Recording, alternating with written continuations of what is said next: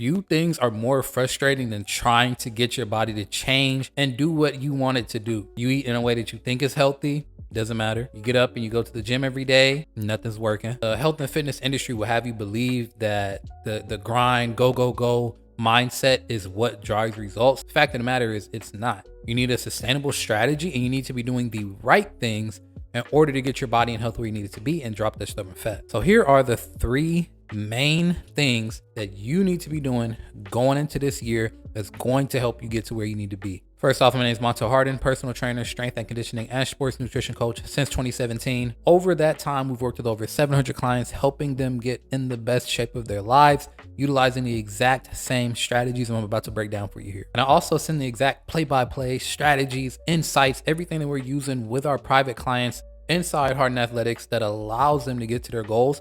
And I'll send that to you in emails 2 to 3 times a week. If you want access to that, click the first link down in the description, sign up there, and I'll make sure to get it over to you. So if you are tired of grinding, eating super restrictive meals, thinking that that's what's required to get you to where you need to be for it to not yield the result that you want, one of the first things that you need to do is master the art of nutrient periodization. So what this means basically is cycling your caloric intake based on how long you've been dieting, what your training is like, if you're working out that day, basically using food strategically more than just, oh, I'm going to eat less, but also diving into how much am I moving in relation to yesterday? How long have I dieted over the past couple of weeks? And the reason this is so beneficial is because our bodies are masters of adaptation.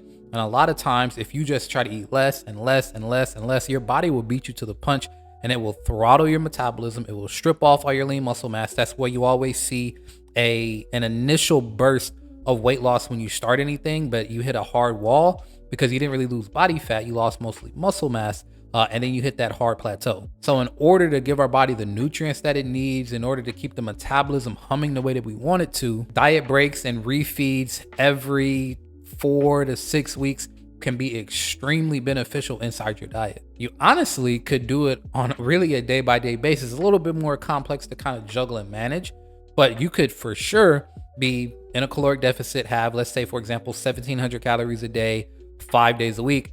And then on the weekends, bump up to, let's say, 2,000 or 2,100.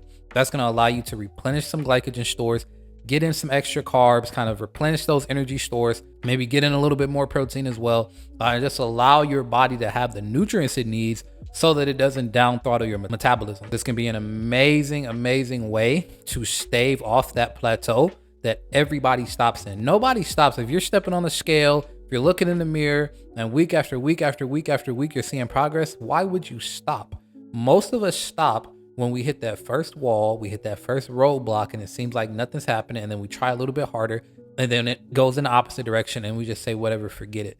But if you can learn how to mitigate and navigate those plateaus, that's going to be what helps you get to where you need to be. Number 2 is that you want to prioritize resistance training, but you actually want to go a step further and prioritize time under tension. Cardio is obviously great for your overall health. It's a great cherry on top to add into your energy deficit so that, you make sure that you're in a caloric deficit and that you are giving your body the tools that it needs to actually drop body fat. But ultimately, resistance training is what's going to get your body to a place where it's lean enough, where you have enough muscle mass and your body fat percentage is low enough to now your body naturally purges excess body fat instead of holding on to it. You want to tip that scale, tip that balance, and strength training is going to be the best way to get that done. But even within strength training, there's a way to get much, much better results. And that's with tempo training. Now, there are a lot of different tempos and a lot of different kind of timings that you can use from exercise to exercise. But if you can just master that eccentric phase of the lift, basically the hardest portion of an exercise. So let's say, for example, a back squat, you're going down into that back squat. Instead of just going straight down into that squat, take 3 to 4 seconds, really go slow and controlled on that back squat, on that eccentric phase of that lift. And that's going to increase your body's time under tension. That's going to allow your muscles to become more engaged. They're going to get more tension, more muscle damage, which is a good thing, which causes more muscle rebuilding, which increases testosterone, increases growth hormone, which oxidizes body fat. Like, it's a whole second and third and fourth degree chain event and chain reaction that happens when you're able to do this. but it's going to allow you to get much more out of your lifts without having to add weight, having to add reps, having to add sets. Literally just take the hardest part of the lift and hang out there for 3 to 4 seconds, and you'll see the difference. And you'll probably realize that you might have to go down in weight. You might not be able to do as many reps with a certain weight as you used to. And this is a great opportunity to kind of throw something else in the mix, because at the end of the day, your body doesn't really recognize the amount of weight that's on the bar, doesn't really recognize how many reps you did. It's all about how long was your body subjected to the tension, what type of tension was it, and how does your body need to adapt going forward. And if you can implement this into your training strategy, promise you, doing the same exact workouts you've been doing, just start holding for 3 to 4 seconds at each of those eccentrics. I promise you'll see amazing progress. Probably a lot of newbie gains that you haven't experienced in a long time. So we actually did this same exact thing with Jordan inside his programming. We just focused on those eccentric portions of the lift, didn't do anything crazy in his exercise selection, just really focused on keeping that time under tension in check and as long as we could. And he was able to drop 20 pounds of body fat, reveal his abs, tone his body up, and get in great shape. And if that's something that you want to do for yourself, if you want customized and tailored strategy to help you get in the best shape of your life, click the second link down in the description, take our transformation quiz, and we'll help you get it done. And then number 3, last but not least, is going to be to optimize your NEAT, your non-exercise activity thermogenesis, aka how many calories are you burning, what type of movements are you doing outside of a structured workout.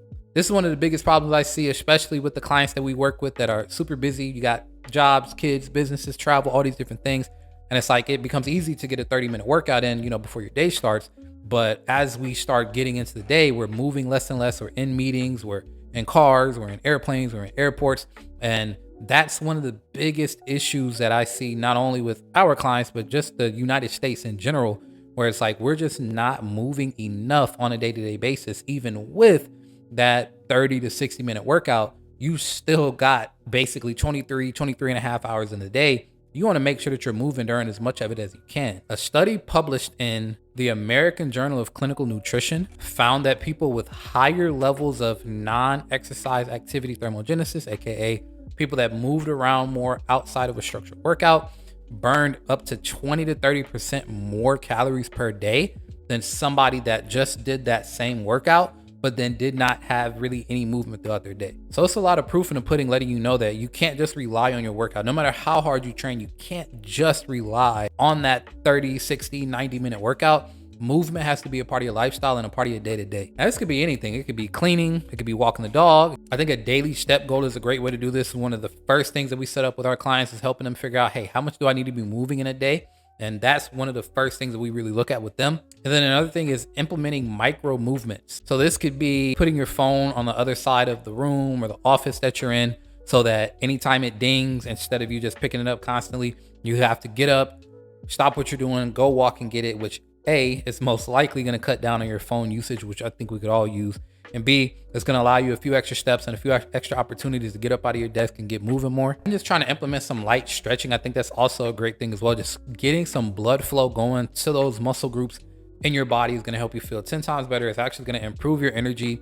If you work out in the evening, for example, it's going to have you much more loose and kind of ready to go for that workout instead of having to drag through it. Obviously, stretching is just great for your muscles, for your joints, for your ligaments overall. So that's it. Those are 3 things that I would for sure 1000% be going into the new year with intention and with focus. I don't want you to have to break your neck just to get your body in shape. I don't want you to have to dread the process, because you could get to where you needed to be like that, but the second you got to your goals, you would be itching for a way out and you would never implement that strategy again, because it's not sustainable. I want you to enjoy what you're doing.